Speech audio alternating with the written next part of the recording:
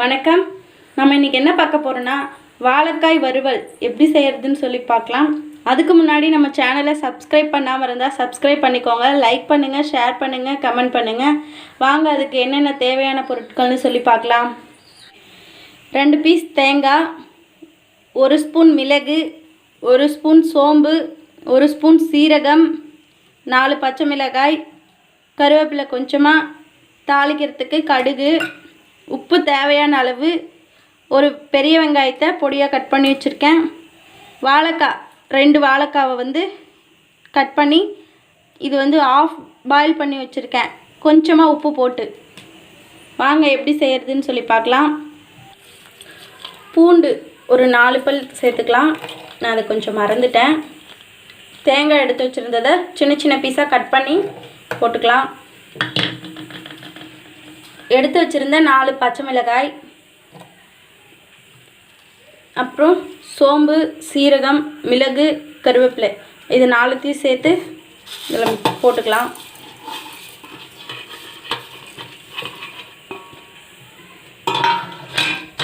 இதை நல்லா பேஸ்ட்டாக அரைச்சி எடுத்துக்கலாம்.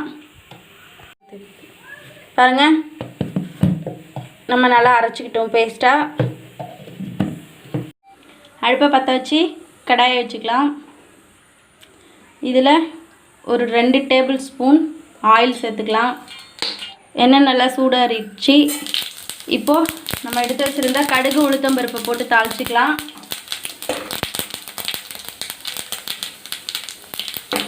பொரிஞ்சதும் கட் பண்ணி வச்சுருக்கிற வெங்காயம்,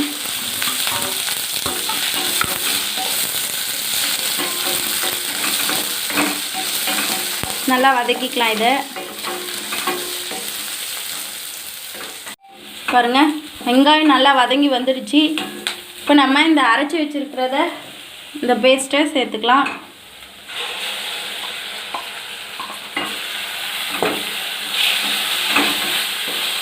நல்லா மிக்ஸ் பண்ணிக்கலாம். கொஞ்சமாக தண்ணி ஊற்றி அலசி ஊற்றிக்கலாம்.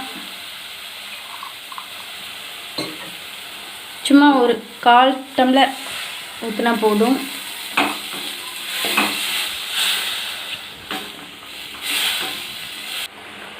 இப்போ நம்ம இதில் சின்ன ஸ்பூனில் 1 ஸ்பூன் அளவுக்கு உப்பு சேர்த்துக்கலாம். பாருங்கள், நல்லா தண்ணியெல்லாம் சுண்டிடுச்சு. இந்த பதத்தில் இருக்கும்போது நம்ம கட் பண்ணி வேக வச்சு வச்சுருக்கிற வாழைக்காய் சேர்த்துக்கலாம். இதுக்கு நம்ம மிளகாய் தூள் போட போகிறதில்ல. அரைச்ச மிளகும் அந்த பச்சை மிளகாய் மட்டும்தான் காரம் கொடுக்க போகுது. பாருங்கள், நல்லா 5 நிமிஷம் நல்லா மிக்ஸ் பண்ணி கிண்டி விட்டுட்டே இருந்தோம். இப்போ நல்லா வந்துடுச்சு. அவ்வளோதான், நம்ம வாழைக்காய் வறுவல் ரெடி. இது நம்ம வேறு ஒரு பவுலுக்கு மாற்றிக்கலாம்.